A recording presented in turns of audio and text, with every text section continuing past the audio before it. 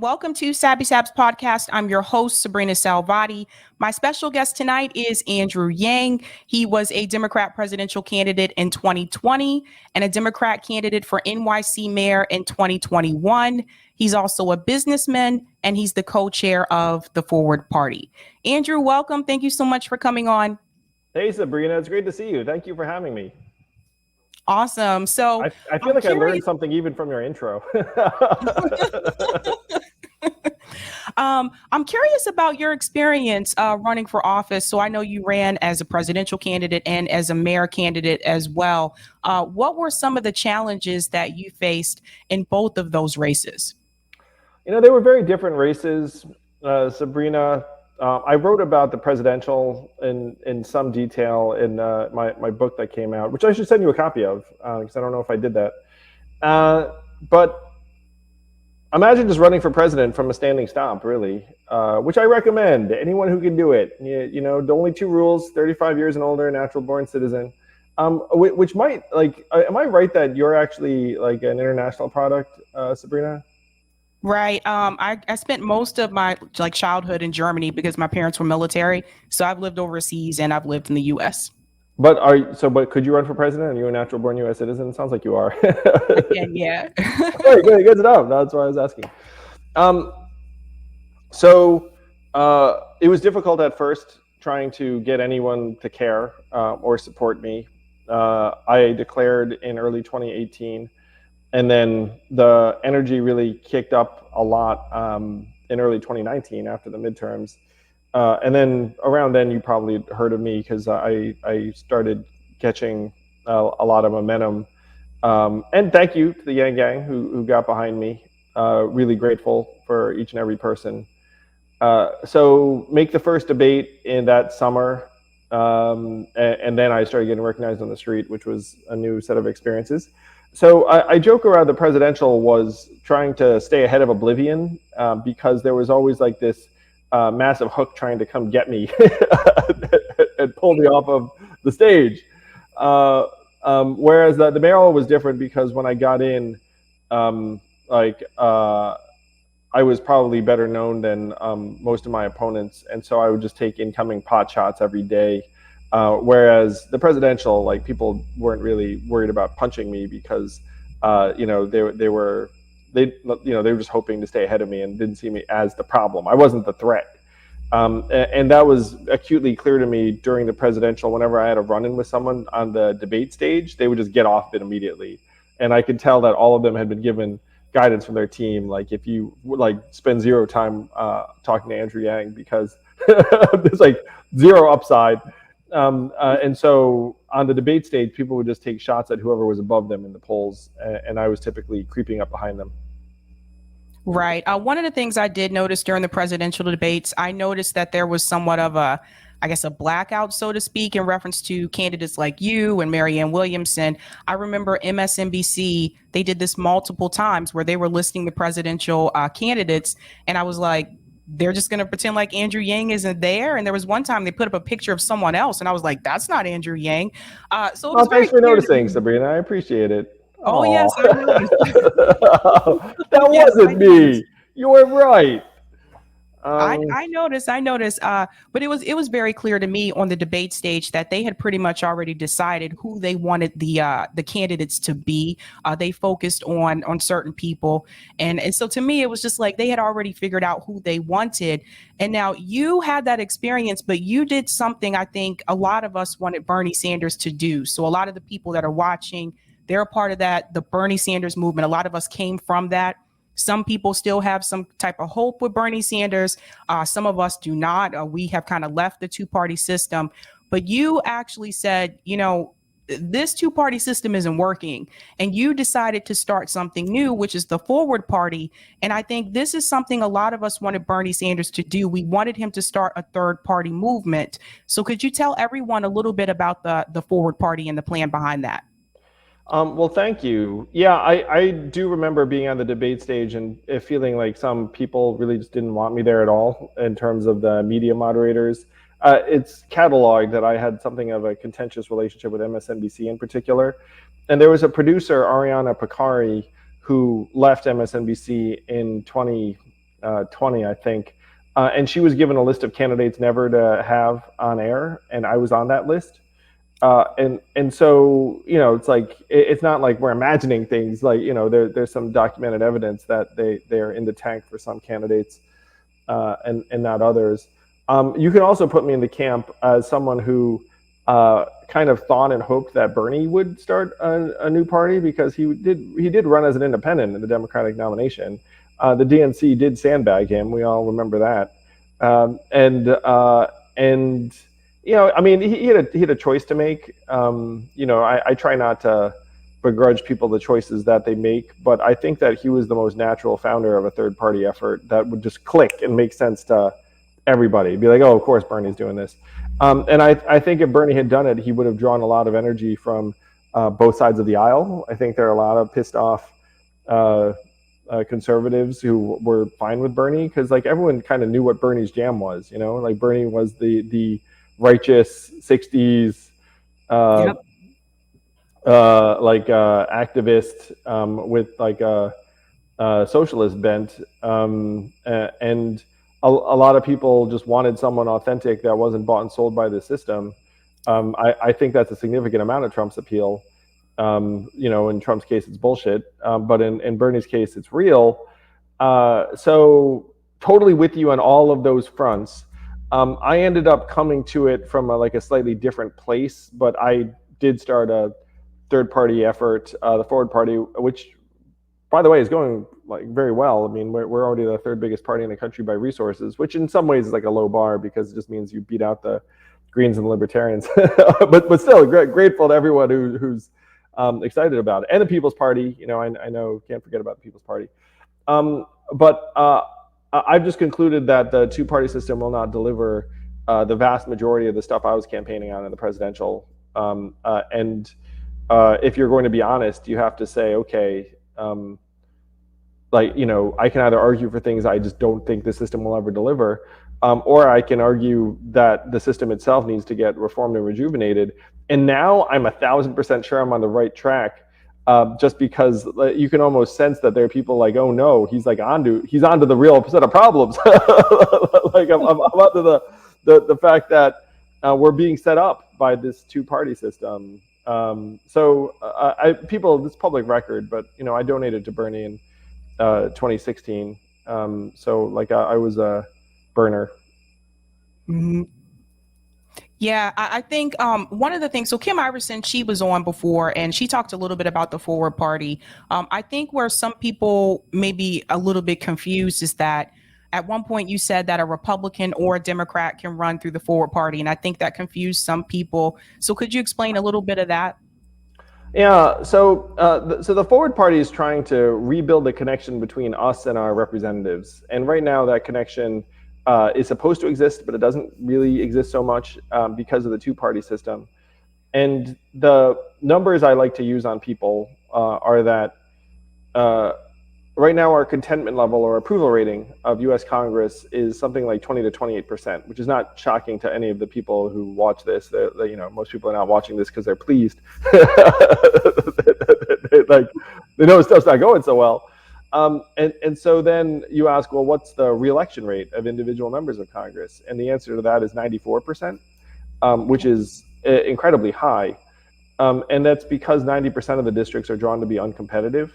And so what we're saying is, look, that's not working for anyone. So what we should do is change the process so that you can have multiple people at the table. And Kim, by the way, did a great job explaining it on your show, better than I've been doing. So I should probably just take her explanation verbatim. But the goal is to make it so that people just have more choices in these elections, where 37 of the 50 states have one-party rule. You're in Massachusetts, I believe, right? Yeah. Yeah. So, you know, it's one-party rule. And we think it's bad on multiple levels that you essentially have one party in charge of things in 3/4 of the country. So one of the examples I use sometimes that would be resonant to your listeners is like the Democrats of California have a supermajority. Governor Gavin Newsom ran on universal health care, so of course they passed it as soon as he won. It's like, no, of course not. Like they got in there and they didn't even have a vote on it. So if you only have one party that controls everything, then there's not meaningful competition. And I know that there's a vision to try and to create competition within the Democratic Party. What I'm saying is like, look, the system itself needs to actually allow for competition. So to your question about like a Republican can run, we did endorse a sane Republican, like someone like Lisa Murkowski, who voted to impeach Trump against Kelly Shabaka, who is like a Trump endorsed extremist. If you looked at the candidates in that race, like I think most of your listeners might not be in love with Lisa Murkowski, but if they had a choice between Lisa Murkowski and Kelly Shabaka, they'd probably take Lisa because she voted to impeach Trump and she's actually shown some openness on choice and a bunch of other things. And so in many ways, what Forward's trying to do is, and this is something that I'm going to suggest to people, that if people operate within the two-party system, you're never going to be able to touch folks who are in rural areas or in red states because the Democratic Party just can't do anything there. And so when we talk about the Forward Party supporting Republican, holdovers, we're trying to make it so that you have choices where you are. And so if your choices, if you live in Mississippi, like, are you going to be choosing between a Republican and a Democrat? No. So can there be like a better choice than you're getting right now? We hope so. So we're going to try and gather people together in Mississippi and be like, hey guys, like, what are you ticked off about? Like, what are you frustrated about from your representatives? And then run someone. And if that person has a forward next to their name after we get ballot access and recognition, great. But if they happen to be running within a Republican primary because that's the only way they can compete, and they're actually aligned with us in terms of wanting to reform the system, which is in many ways our biggest litmus test, then we'd be open to it. For people who are not aware, so there are some places that have closed primaries. So there are some candidates that may want to run as an independent or may want to run third party, but they can't because they live in an area that has closed primaries. But the question comes in reference to policy, because I'm trying to sit back and think, what would a Republican, a Democrat, an independent, or third party candidate, all up under the Forward Party, what policies would they unite over? For example, are they going to unite under Medicare for all or universal basic income? Are they anti-war? So I think this is the question that a lot of people have about the Forward Party, because if you have a party that doesn't have policies, people are going to kind of look at it as though, okay, what is this really about? Like, is this an actual third party or is this a grift? And that's what some people are saying because they don't see policy. So if you had to explain policies, Sabrina, so this actually requires me to go into it. Is like, the biggest grift around the Democratic Party and the Republican Party. Like they'll look up and be like, hey, like if I wanted a grift, I would have just stayed a Democrat, because there are like a million freaking ways to grift within the two-party system. Like, like like there are a million. Like if you do what we're doing, which is try and reform the actual system, there is no money in it. Like who the heck is going to engage in corrupt behavior with a party that doesn't control anything? Like you have two parties that control everything. Like you can just follow the money and see like the billions of dollars flowing through them. And then if you start forward, and I think honestly the grift would be if I stood up and said, hey, we're going to deliver, universal health care, because by the way, in this system, we never would. You know what I mean? Like, again, you can look at the California example, supermajority, Democrats, governor ran on it. It's like not happening. So when people, so the grift thing, as you can tell, struck a chord in me because, like I have made meaningful, and it doesn't, it's whatever. Like let's just say that if it's a grift, it's the dumbest grift of all time, because there are 1,000 ways to get money handed to you from within the current system. And as soon as you go outside the system, you become like the actual genuine change agent and threat. Like that, there's no other way to do it. Now, the thing that I'm going to suggest to people, and this is where it takes a little bit of a leap, and I know you're sympathetic to this, and I appreciate you because you're like, really savvy and smart and the rest of it. So when you talk about like the three things you named, like universal health care, if you sit with a rural farmer in Iowa and say, hey, I think everyone should have health care, like that person will not necessarily shut it down. You know, like he's like, because he's seen kind of the repercussions. I know because I've hung out with that farmer. Iowa's now a red state. So if you're going, but if you can imagine like trying to get like a body of Republicans like open to this, I'm going to suggest within the current structures, it would be like, you know, highly unlikely / next to impossible. So what you want to do is you want to try and make it so that most of the people in Iowa are getting what they want. Most of the people in Arkansas are getting what they want. Most of the people in Alaska are getting what they want. Most of the people in Mississippi are getting what they want. And then if you have that, then you can start talking to them about like, hey, what do you think about universal health care?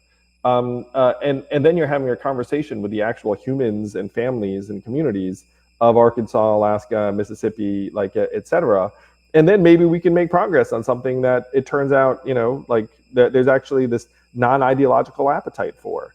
And so it's only by breaking through the two-party system that you actually are able to, like, you know, start that conversation. The problem is that if you have you lead with the policy, then you wind up getting trapped in the left-right ideological spectrum, and you immediately lose the ability to actually do any good in Mississippi, Missouri, Arkansas, Alaska. And right now we're in like this 50-50 nation. If you come in leading with policies that are like conventionally left-leaning, then you end up becoming like, you know, slotted into this left-right ideological spectrum, and you're giving up on every rural area, every red state, et cetera, et cetera. So I've actually seen that not happen on the local level, and I'll give you an example with my state, and I'll give you an example with a red state like Nebraska, right? For example, when it comes to the local level, progressive policies are actually passing. So in Massachusetts, for example, we passed $15 minimum wage years ago. So some states are catching on to this now, but we did that like years ago. We passed legalization for marijuana. Again, 6 years ago. We just now passed the millionaires tax, which these are a lot of the policies that like Bernie Sanders and the squad ran under, right? But even when you look at these red states that are ballot initiative states, they're also passing progressive policies. Like Nebraska just passed $15 minimum wage. South Dakota just passed Medicaid expansion. So on the local level, what I've found is if you just give people the questions, those ballot initiative questions, and it's not attached to a candidate, therefore it's not attached to a political party, the people just focus on the question at hand and vote with what they really feel because they're not attaching it to a party. So on the local level, those progressive policies have actually passed. Now, to your point about universal health care, Ro Khanna actually told me so himself on this show, similar to what you said. He said, Sabrina, there's no way we're going to get Medicare for all unless we have a president, a House, and a Senate that wants it all at once. Because even if the president was like Bernie Sanders and he did it by executive order, the House could come in and veto it. So he kind of like woke me up to that as well, as to like, well, then how do we move forward here? But when I talk about the progressive policies, I point this out because the exit polls did show that the majority of Americans do want health care for everyone. And so for people like us, like those of us coming from that Bernie Sanders movement, where do we go in reference to a third party? Because if I look at forward party and I don't see that there's policies, well, then I don't really know what this is. I think this really is the conversation I want to have with you. So first, let me say, like, I 1,000% agree that if you actually get the proposal in front of Nebraskans or South Dakotans or whatever, they'll look at it and be like, oh, I mean, we just campaigned for a ballot initiative in Nevada that does away with party primaries and lets anyone vote for anyone. By the way, both parties were against it, and it passed 52-48. So those people who think we're trapped, it's like, look, you get enough Nevadans fired up about it, they're like, yeah. And I was in Nevada campaigning for it, and the average Nevadan was like, just means that anyone can vote for anyone. Like, I'm for it. And the independent was like, yeah, I can actually vote in the primary. So you're in that environment where you, again, have anyone able to vote for anything. then you can see some really interesting developments, like the way you're describing in Nebraska or other places. Which, by the way, those ballot initiatives, I'm sure it was like a lot of blood, sweat, and tears making them happen, because like these things aren't easy. And the major thing that we'd want to help, and this is something. And this is based upon my actually going through the system and trying to figure it out, Sabrina. And this is my best conclusion. So intelligent people can disagree with my conclusion, but but just I'll tell you what the conclusion is. Is that so? Let's say that you want really good things to happen for people, and you articulate those good things as universal health care and a couple of other measures. And you're looking at the country writ large, and then you're saying, you know what, we need a third party, which, by the way, we totally do. I sense that you're very open to it, but 74% of folks who are left-leaning think we do. 62% of the general population does. I mean, like it's the average person thinks that we need a third party. So here's the game that they'll play, and our answer, you can disagree with it, whatever, is that people mean different things when they say we need a third party. Like what you're saying is like, you know what I'd love? A third party that like is for these three things. Then I'd be like, yeah, I'd get into it. Then you talk to someone who's in Arkansas or Mississippi or whatever, like they think something else when they think third party. Like maybe they think term limits and anti-corruption and some other things. Like who knows? That we all have like a different configuration of what we want that third party to be running around banging the drum about. But the game that the two-party system will play is the two-party system will say, see, like these people are for this, and thus you must shun and hate them. And whatever we chose on any of like the litmus test issues, like that's the game they'd play. And so what we're saying is like, hey, you want a third party? You want a third party? Like, and this is as someone who's actually dug into the rules, and you sound like you dug into the rules too. It's like, what they'll do is they'll slice and dice us so that, and by the way, I think this happened to the People's Party. So I can use them as an example. And where the People's Party stood up and said, hey, wherefore, like, XYZ, various progressive things, they attracted the people that are naturally attracted to that.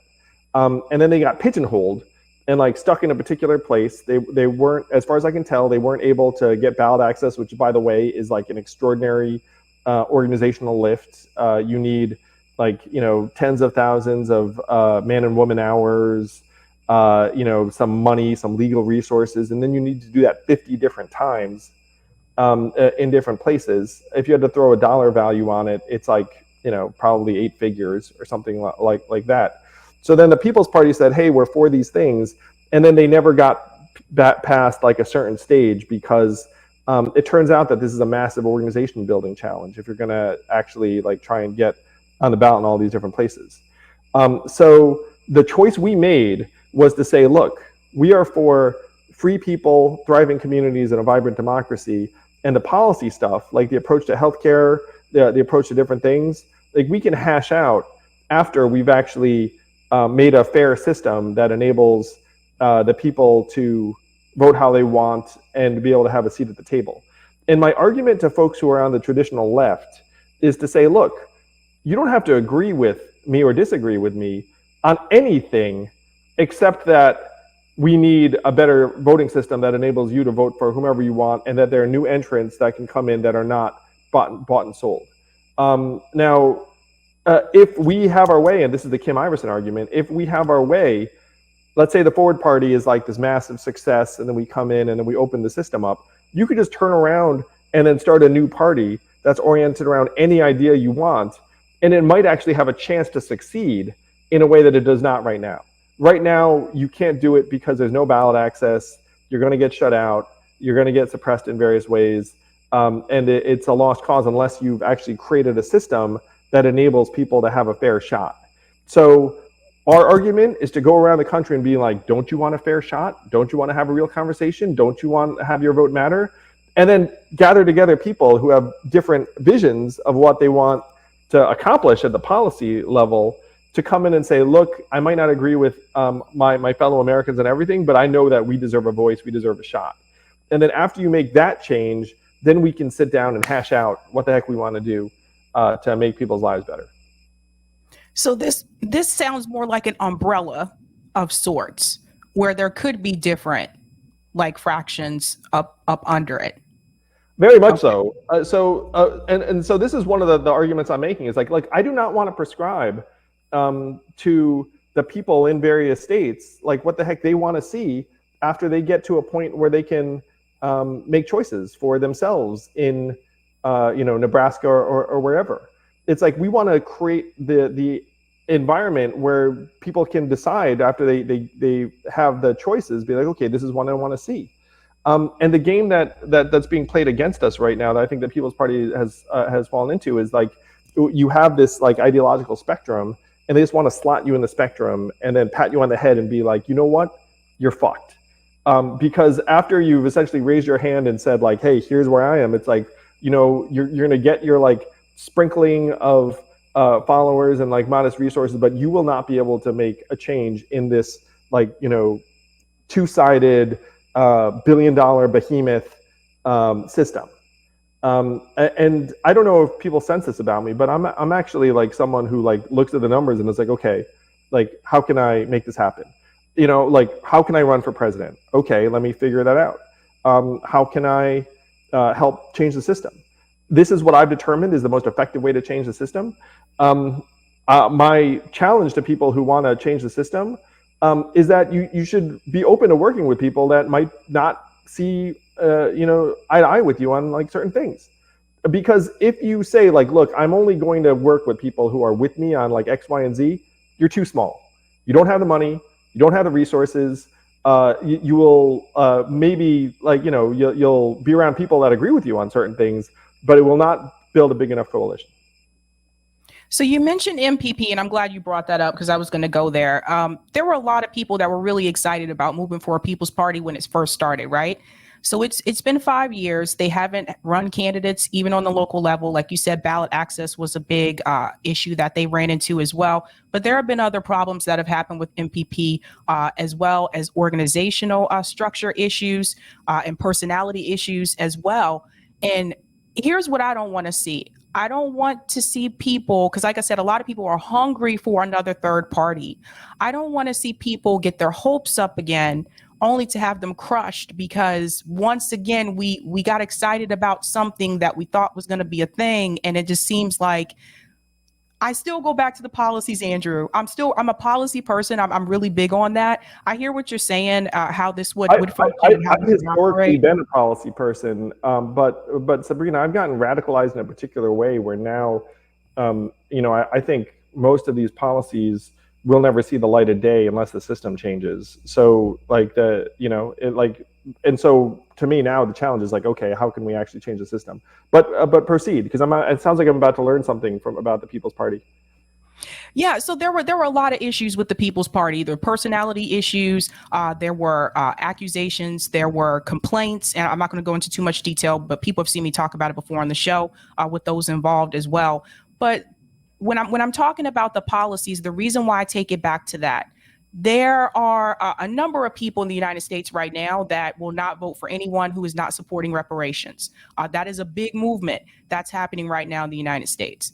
There are a number of people that will not support a party or a candidate that does not support universal health care or does not support an increase in the minimum wage or these economic issues and social issues as well. But you can also say reparations is still an economic issue.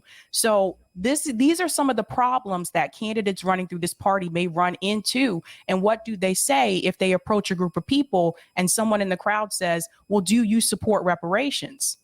Does this party support reparations? That's a big one.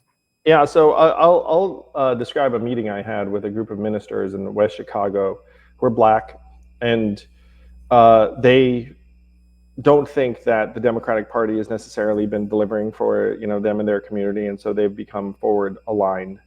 Now, I support a political system where we can actually have good things happen for people in a way that's not possible under the current system. And we're in many ways a successor to a third-party movement that was led by a black woman named Lenora Fulani, where she was the first black woman to get on the ballot in all 50 states as an independent in 1988. And in my mind, this system is not working for a lot of people. Certainly for people of color have like a very strong claim to the fact that this system's not working for you, your families, your communities. That's what these ministers in West Chicago have concluded. And so we've come together to say, let's try and change that. Let's try and change the system. Now, if someone says to me like, hey, like, will this party be for X? My challenge to them is be like, well, it will be if you join and then make the case and get enough people on your side. Because Andrew Yang's not defining what this party is for and not for.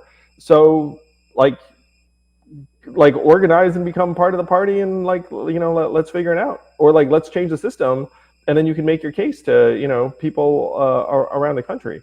But if you set that up as a threshold in the beginning, you're just playing into their hands. When I say their hands, I mean the two parties' hands, where they're just like, they're being like, we're untouchable. Can't touch us, need $1 billion.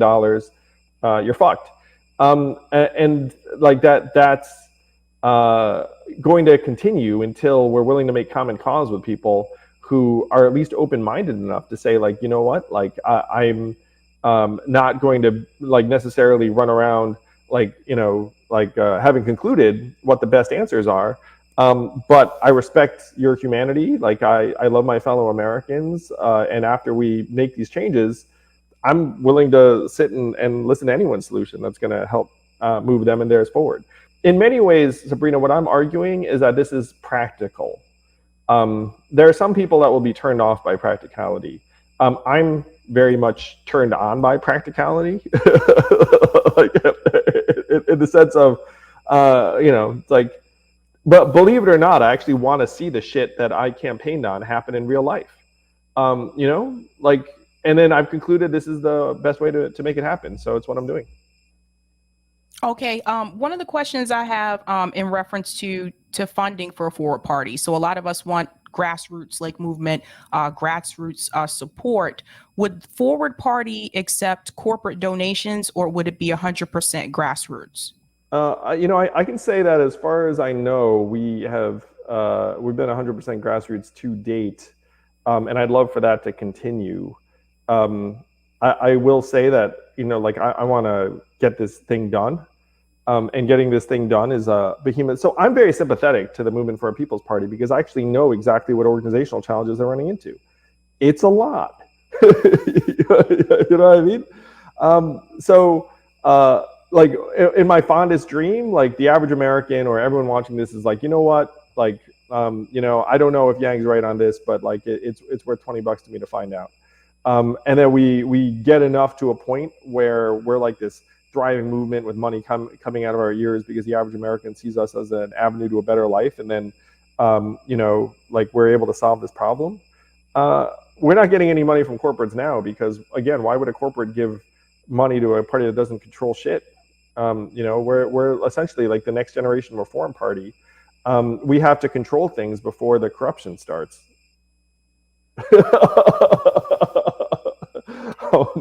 Well, one of the things I was wondering too, and this is not just, I didn't just ask you this question. I just letting you know, like I asked Jesse Ventura the same question, so I'm going to ask you as well. Some people are going to ask, why not collaborate with a third party that's already set up and already, established? For example, the Green Party. And I know some people have different opinions about the Green Party, but they are established. They do have ballot access. They have one on the local level, not on the national level. Why not try to collaborate with them? Because what I do see happening is, moving forward, this could split like the third party vote, so to speak. And I think there should be more collaboration. I said the same thing when MPP started. I was like, why aren't they trying to work with the Green Party? Like, why are you trying to split the vote? So what would you say to that? Like, why not work with a third party organization that's already established? People who are keeping up with this know that, like, I had Matt Ho, the Green Party candidate for Senate in North Carolina, on the podcast, and we are collaborating with the Greens on the ground, trying to change the process so that anyone can vote for anyone of any party. And the Greens are continuously getting shut out.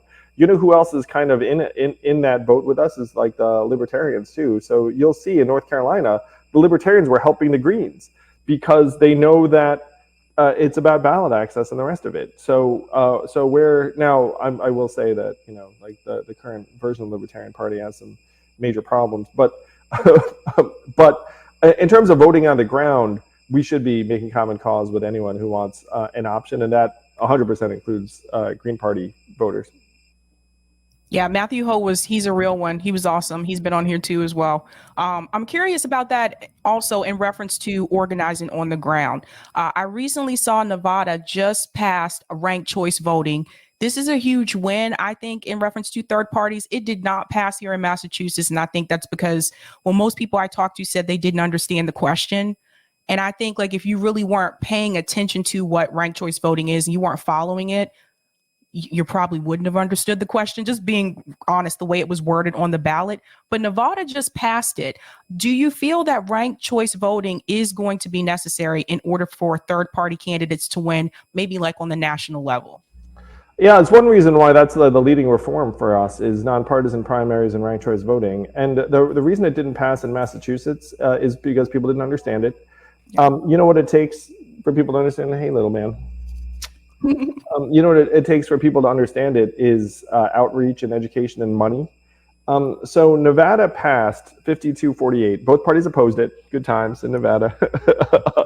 And the ballot initiative had $17 million in backing, the vast majority of which went to TV ads. And the TV ads were a military veteran standing there saying, I went and served my country. I'm an independent. I can't vote in the primary. And then people saw that ad and were like, well, that's messed up. And then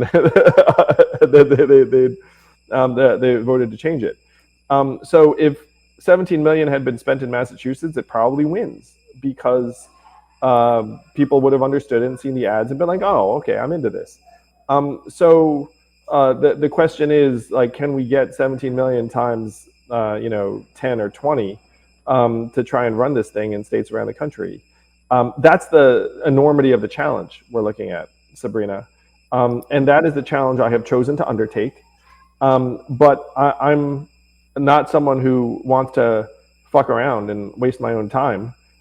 So we're taking shots at it. I'm pumped that Nevada passed, and so we're going to try it again. I would love if places like Massachusetts were to run it back, but we should know that there is actually some physics to this all, and that if you run it without the support, it probably doesn't win. And that's not just a mass thing. That's like an everywhere thing. Like we're looking at the same ballot initiative in Arizona, which, by the way, would be enormous because like Arizona is ground zero for like extremism and a swing state and the rest of it. Like the people there, matter of fact, is like, look, if you don't pump millions of dollars into this thing, it loses.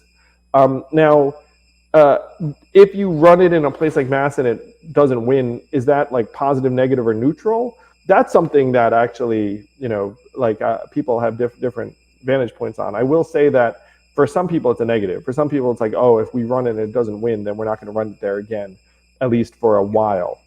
Yep. So, you can take that for what it's worth. Yes. Another question I wanted to ask you in reference to the progressives that went into the Democratic Party. I want to get your opinion about this because what we've seen is that they ran on this progressive agenda. They said they were going to take over the Democratic Party. It was going to be this hostile takeover. And what we saw over the years is that they have basically become swallowed up by the establishment Democrats that are there. They're not passing progressive legislation. And when they've had the opportunity to use their leverage to hold up legislation, they chose not to. They have like a rotating villain. They take turns.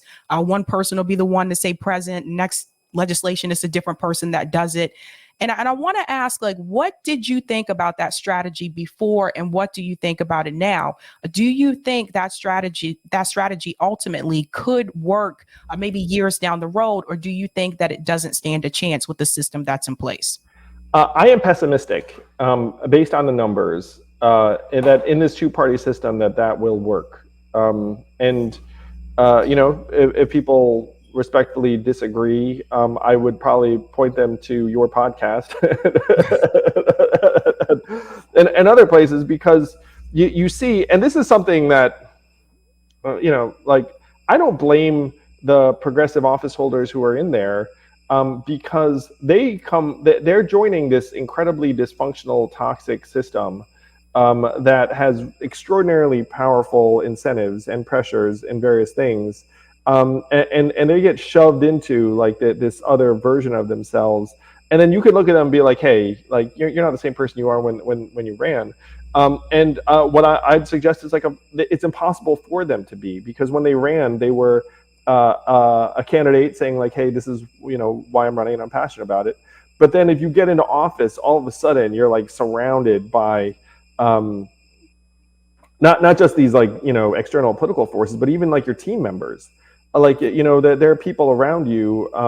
You end up with this entire set of mouths to feed, and then consultants who are like telling you this and that. What I'm saying sounds pretty corrupt, but it's the reality of the system we're in. So my argument to everyone watching this is like, what do you think is more likely? That we're going to funnel so many people in that eventually like the system. So this was Ezra Klein. I don't know how you all feel about Ezra or whatever, but he wrote a book called Why We're Polarized. And one of the statements in there was, toxic systems compromise good individuals with ease. I do not blame the progressives who won office for their inability to get anything done when they get there.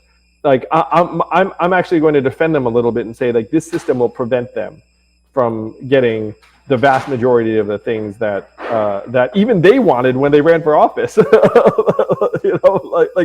Like this system would sooner destroy them than pass the things that they wanted to pass.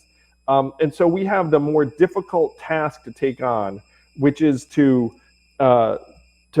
transform the system itself, to create a critical mass of people that can go in and truly vote their conscience and do things that are going to hurt corporates, in a way that would lift a burden for the American people, because so I love this question so much, because this to me is the fork in the road. It's like, do you believe that, here's theory of change number one.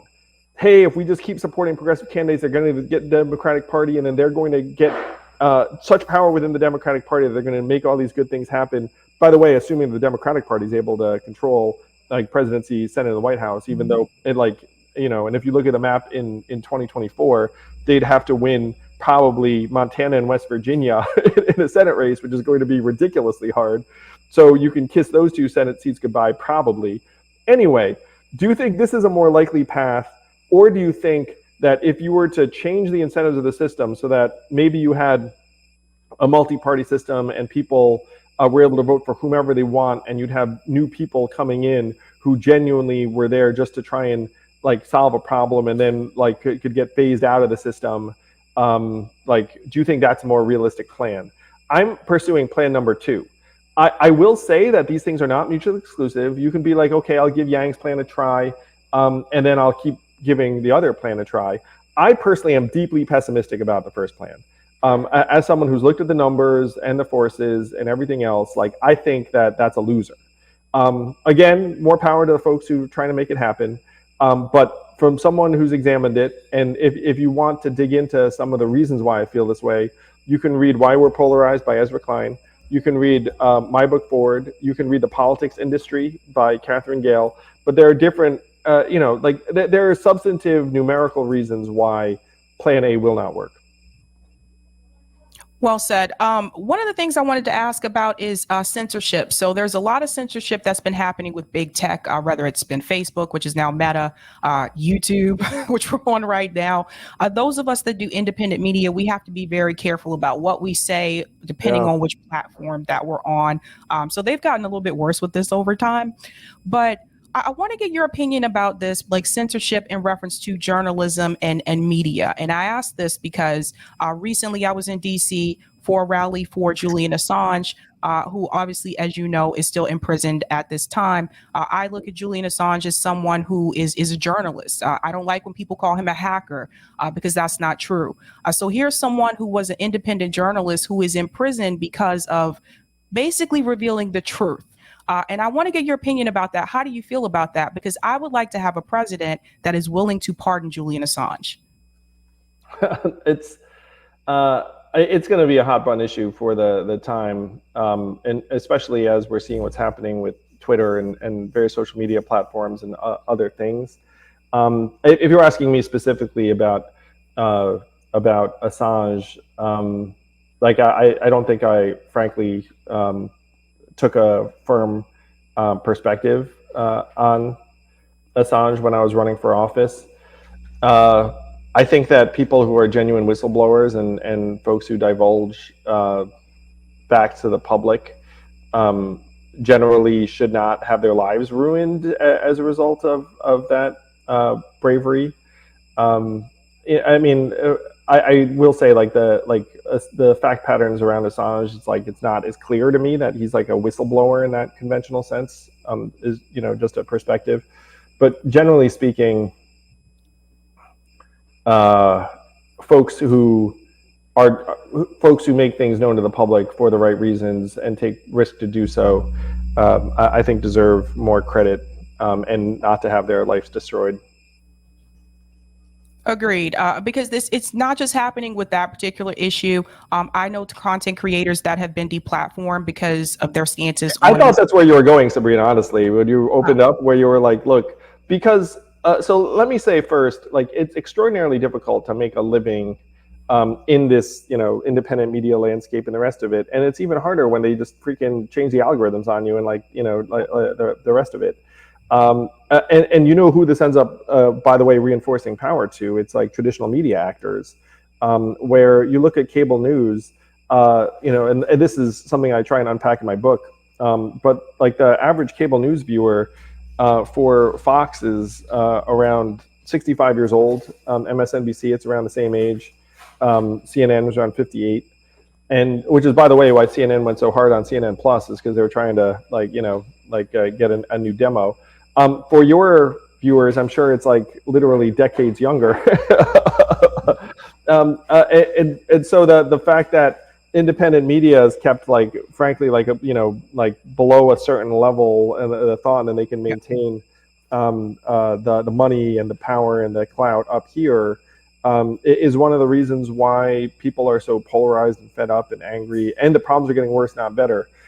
So more power. It's one reason I'm here tonight, is just more power to you and independent creators who are doing positive things and trying to make a living in an environment that's really, really set up to make it hard.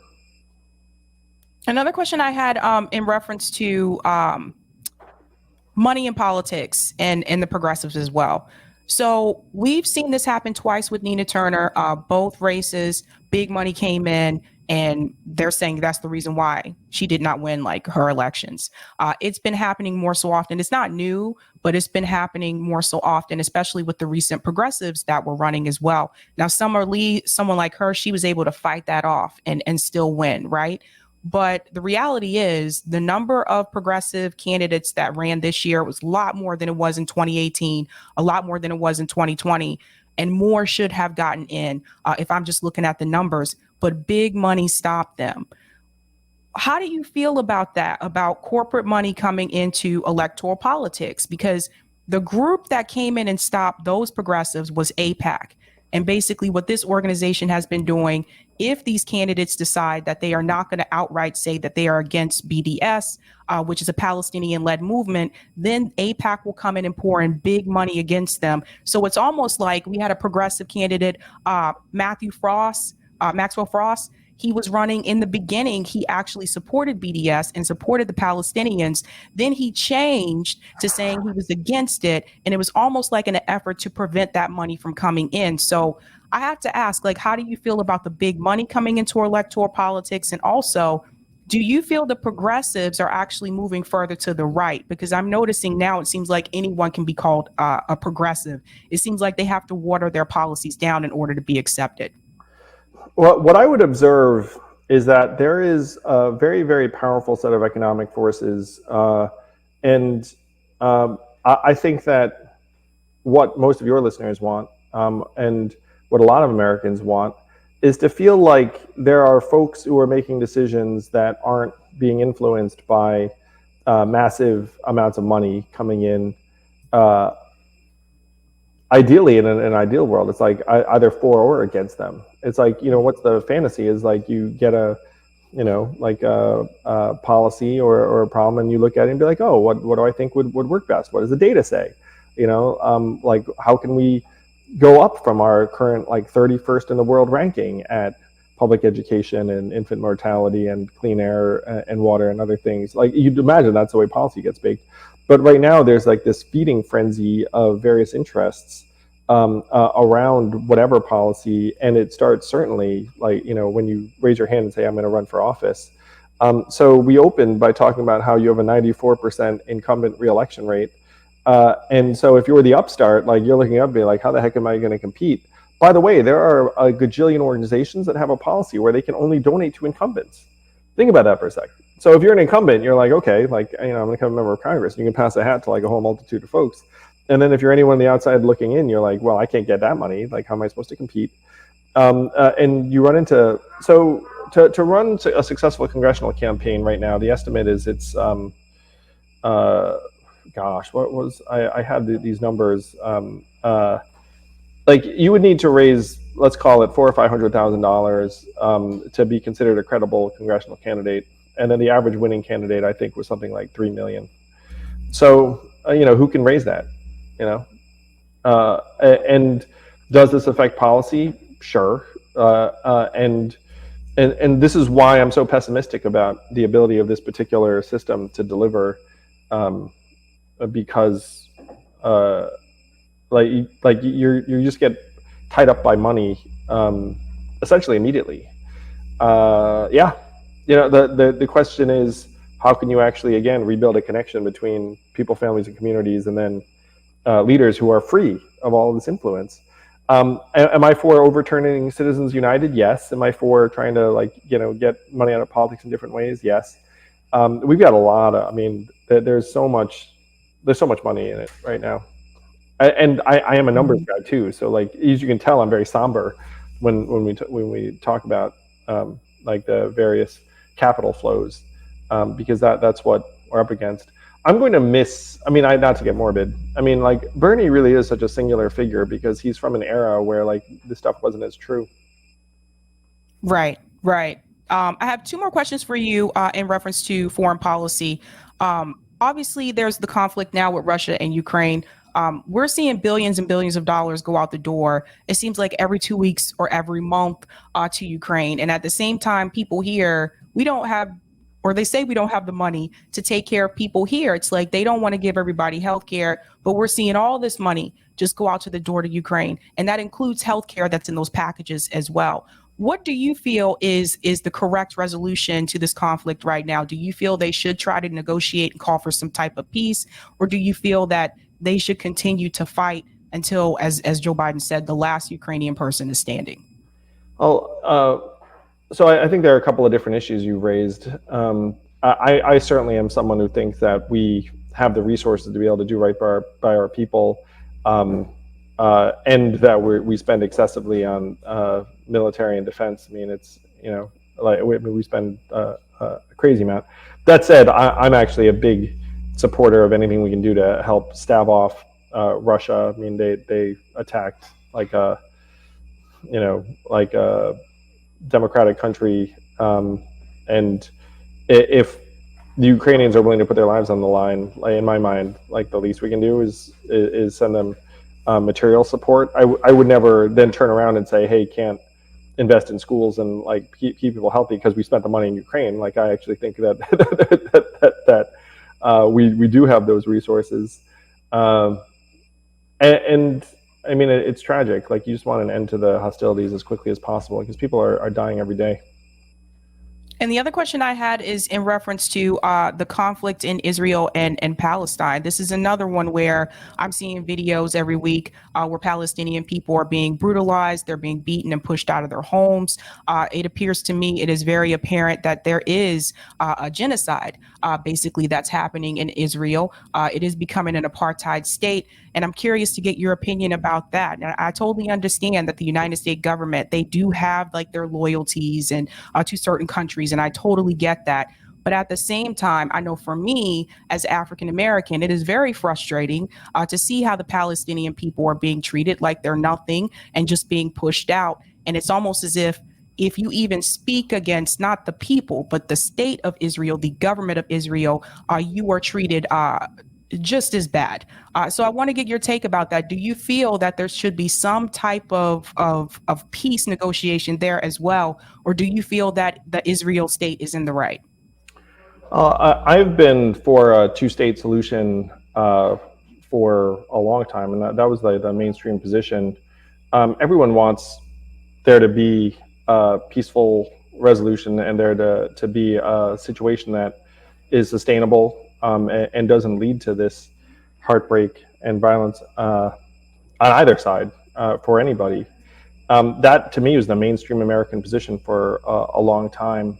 And I think that's what most people want. All right. Well, Andrew, good luck with the forward party.